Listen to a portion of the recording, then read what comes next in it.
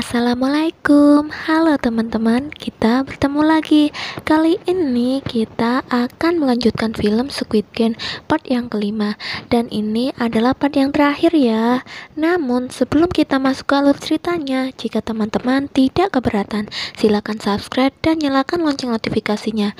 Jika sudah, oke, langsung saja kita masuk ke alur ceritanya. I am the frontman, operates and oversees. Di awal film, kita diperlihatkan keadaan setelah permainan kelereng selesai. Terlihat para staf sedang mengurusi para pemain yang mati karena tereliminasi. 침입자나 반드시 찾아낸 VIP들이 도착해. Sementara para pemain yang berhasil di permainan kelereng kembali ke ruangan pemain. Mereka heran karena melihat Miryong yang tidak mendapatkan pasangan di permainan kelereng ternyata tidak dieliminasi dan masih hidup. 깍두기래. 야, 니네들도 주라 그러더니 곱게. Frontman yang masih mencari penyusup dalam permainan tersebut belum juga ditemukan, padahal para investor VIP akan datang berkunjung ke lokasi permainan. 나와서 나랑 얘기 좀 하자. 어떻게 들어왔는지 모르지만 넌 내 허락 없이 여기서 절대로 못. Keesokan harinya, investor VIP datang juga dengan menggunakan topeng untuk menyembunyikan identitas mereka. Para VIP inilah yang membiayai permainan tersebut. Kali ini mereka datang untuk melihat secara langsung permainan para pemain di sana. Hope not. I just have to say that I'm a difficult man. Shall we? Sementara Junho membunuh staf yang melayani tamu VIP dan mengambil kostumnya agar dia dapat menyamar lebih dekat dengan para VIP. And how much you gonna bet? I'm doubling my stakes. You don't even know what game it's gonna be. Junho yang menyamar kemudian datang menyuguhkan minuman dan diam-diam merekam para tamu VIP untuk dijadikan sebagai bukti. Good luck with that. Oh, geez, you killed me. Para pemain sebelum memulai permainan, mereka diperintahkan untuk memilih sebuah rompi dan terdapat nomor 1-16 di rompi tersebut. Kemudian para pemain berebut mengambil nomor tengah karena dengan mengambil nomor tengah mereka merasa aman. 안내 말씀드립니다. 다음 게임을 시작하는 Kini dua rompi yang tersisa dengan nomor 1 dan nomor 16. Song Ki-hun yang belum mengambil rompi, awalnya dia tertarik ingin mengambil rompi nomor 1. Tiba-tiba seorang peserta memohon kepadanya untuk memberikan nomor 1 kepadanya. Karena dia takut jika menjadi pemain terakhir dia akan kehabisan waktu. 오늘도 결국 남들 눈 제일 앞에서 당당하게 부탁합니다. Akhirnya Song Ki-hun mengalah dan memberikan rompi nomor 1 kepada pemain tersebut. Sementara Song Ki-hun mengambil rompi yang tersisa yaitu nomor 16.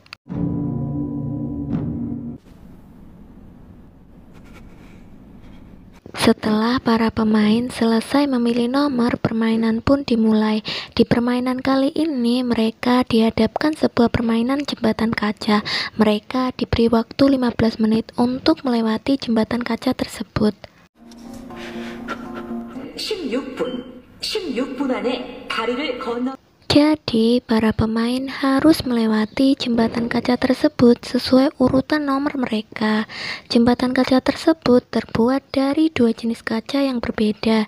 Jika pemain salah langkah, mereka akan terjatuh dan tewas. 강화 유리는 두 사람의 참가자들은 앞에 놓인 한 어느 쪽이 강화 유리인지를. Di sini, pemain nomor pertama yang memiliki tugas paling berat, karena jika pemain tersebut salah langkah, maka pemain berikutnya akan mengetahui posisi kaca yang salah. Sedangkan untuk pemain terakhir, walaupun diuntungkan dengan hal tersebut, namun dia dipacu waktu yang sangat terbatas. 그럼 이 번호는 다리를 건너는 순서입니다. Setelah permainan dimulai, satu persatu para pemain mulai melewati jembatan kaca tersebut. Banyak dari pemain yang terjatuh dan tewas karena salah memilih pijakan kaca yang salah. 오른쪽이었네. Waktu pun terus berjalan dan para pemain yang berada di urutan tengah tidak sabar untuk melewati jembatan kaca tersebut. Akhirnya mereka mendorong pemain yang berada di depan mereka karena takut kehabisan waktu. Saat Doksu di posisi paling depan, tentu saja tidak ada yang berani mendorongnya. Doksu mengatakan dia akan tetap di posisi tersebut agar tidak ada pemain yang berhasil lolos dalam permainan jembatan kaca tersebut. 죽을 때까지 기다려보시든지. Miryong yang mendengar perkataan Doksu, dia sangat kesal, kemudian melompat dan memeluk erat tubuh Doksu. Dia mengorbankan diri dengan membawa Doksu jatuh bersamanya. 좆가 이 씨발려라.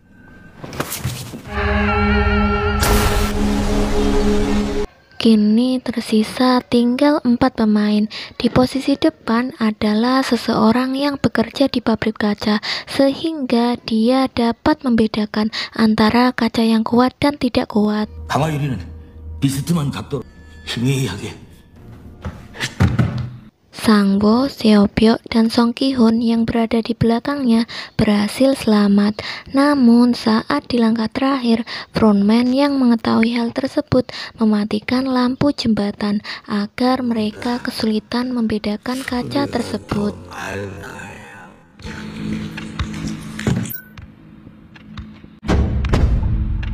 Hal itu membuat pemain tersebut membuang waktu terlalu banyak.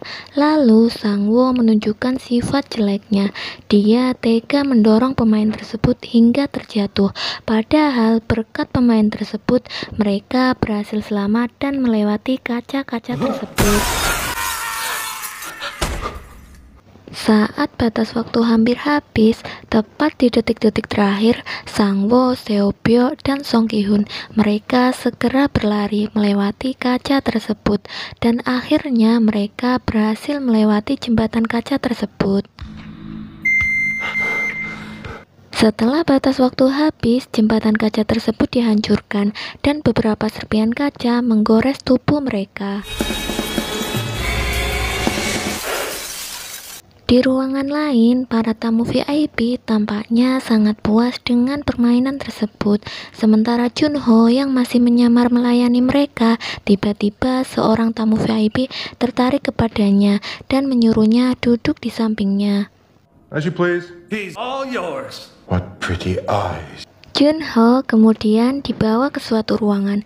Junho yang merasa direndahkan menodongkan pistol ke tamu tersebut, lalu meminta kepada tamu VIP tersebut informasi apapun mengenai permainan tersebut. Junho lalu merekam informasi yang diberikan tamu VIP tersebut. Setelah mendapatkan informasi, Junho kemudian menghajar tamu VIP tersebut sampai pingsan, lalu meninggalkan tempat permainan tersebut. Tell me everything. Frontman yang tahu hal itu kemudian memerintahkan para staf untuk mencari Junho. Akhirnya Junho sampai di pulau seberang. Saat dia ingin menghubungi kepala polisi untuk mengirimkan bukti rekaman dan meminta bantuan, namun dia tidak mendapatkan sinyal. Kemudian dia mendaki bukit untuk mencari sinyal. Sesaat kemudian, frontman dan para staf sampai di pulau tersebut. Lalu mereka mengejar Junho. Sayangnya, sebelum Junho berhasil mengirim bukti dan meminta bantuan, Junho tertangkap oleh mereka. Ternyata sosok di balik topeng frontman adalah kakaknya sendiri yang selama ini Junho cari. 누구야? 당신. Junho lalu menanyakan kepada kakaknya mengenai alasannya melakukan hal tersebut. Namun kakak Junho tak menjawabnya, malah menembak Junho dan akhirnya Junho jatuh ke laut.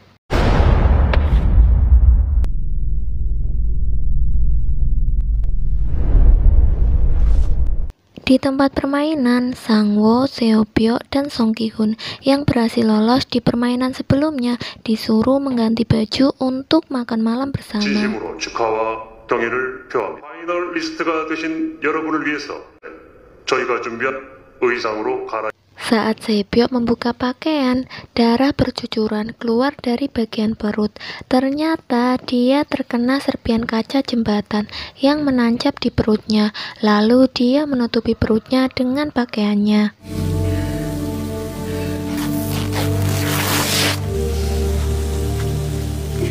Di makan malam, mereka disuguhi makan malam yang sangat lezat.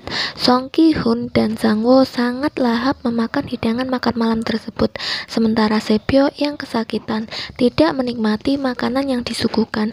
Bahkan untuk memotong daging pun dia tak mampu.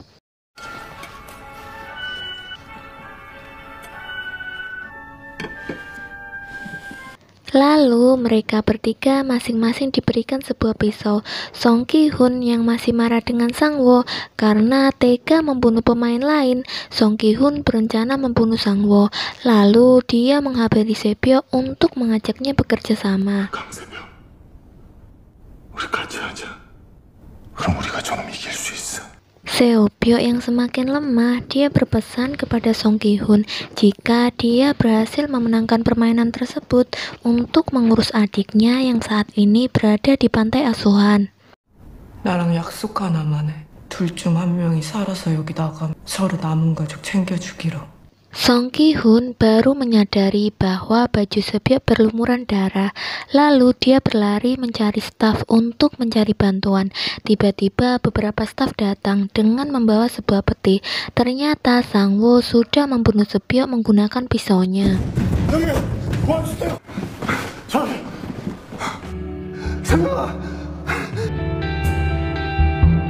Song Ki-hun yang semakin marah dengan Sang Woo berusaha menyerangnya, namun seorang staf menghalanginya. Sementara Sang Woo mengatakan dia melakukan hal tersebut hanya untuk membantu Sepyeok mengakhiri penderitaannya.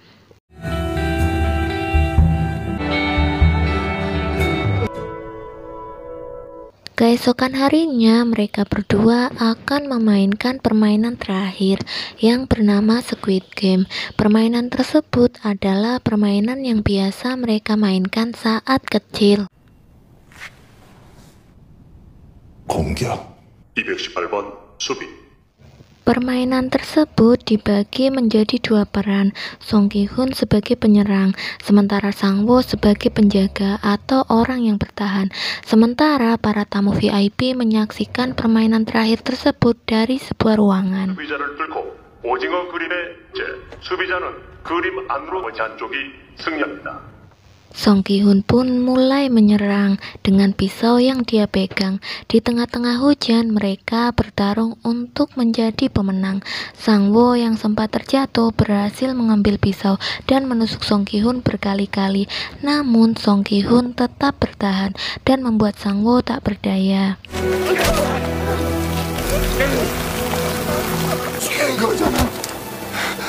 Song Ki-hun pun mendekati Sang Woo dan berniat menikamnya. Namun Song Ki-hun tidak tega melakukannya dan memutuskan untuk tidak membunuh Sang Woo, lalu berjalan menuju garis finish.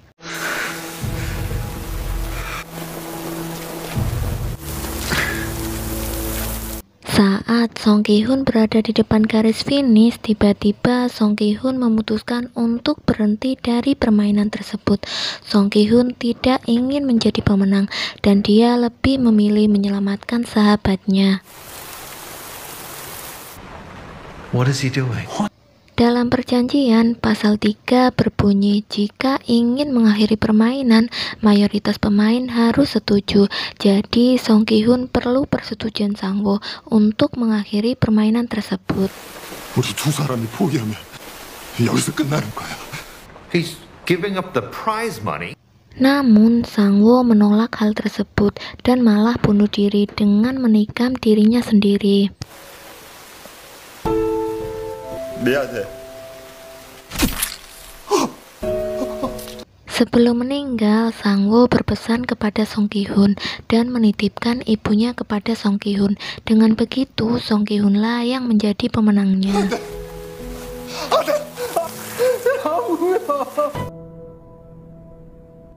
Setelah permainan tersebut selesai, Song Ki-hun dipulangkan ke tempat asalnya dengan membawa kartu kredit yang berisi uang sekitar 500 miliar.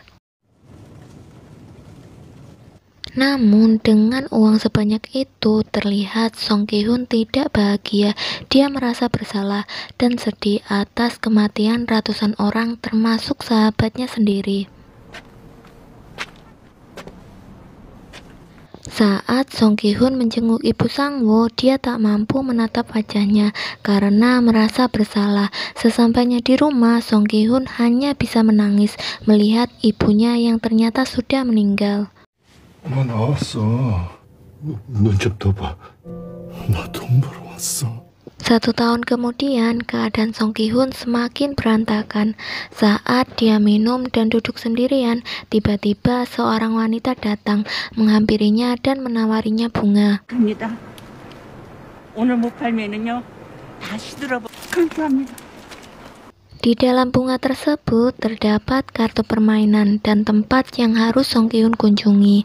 Sesampainya di tempat tersebut, Song Ki-hun sangat terkejut yang melihat kakek Ilna masih hidup dan sedang dirawat.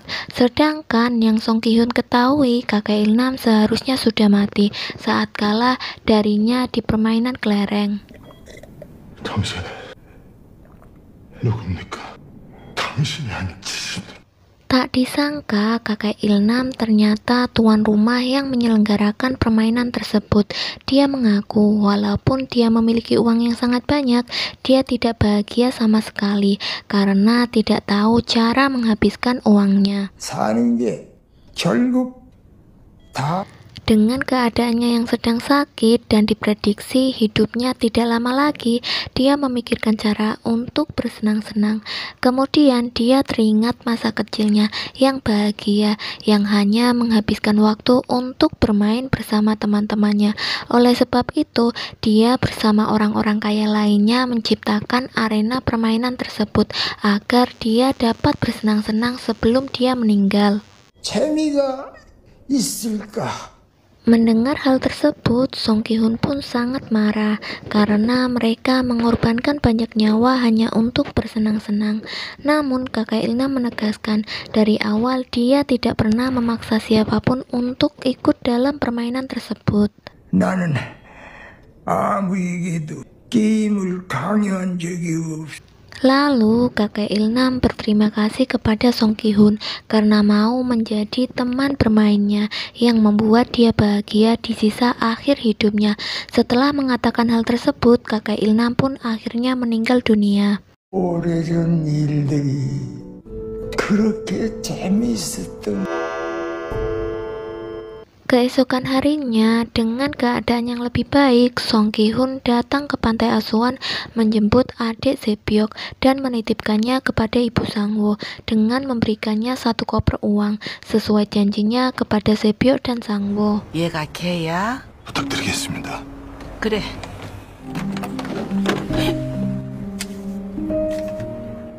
Di akhir film, kita diperlihatkan Song Ki-hun yang sedang ingin menyusul anaknya ke Amerika.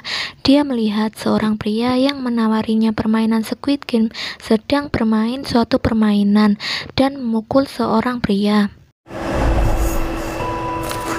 Lalu dia datang menghampiri pria tersebut lalu merebut kartu permainan tersebut dan menelpon frontman. 이름과 생년월일을 말씀해 주세요. Dia mengatakan kepada frontman dan berjanji bahwa dia akan membalas perbuatan mereka bagaimanapun caranya. Akhirnya film pun selesai. 용서가 안 돼. 너희들이 하는 짓. Bagi teman-teman, terima kasih sudah menonton. Jangan lupa tunggu video-video terbaru kami. Sampai jumpa.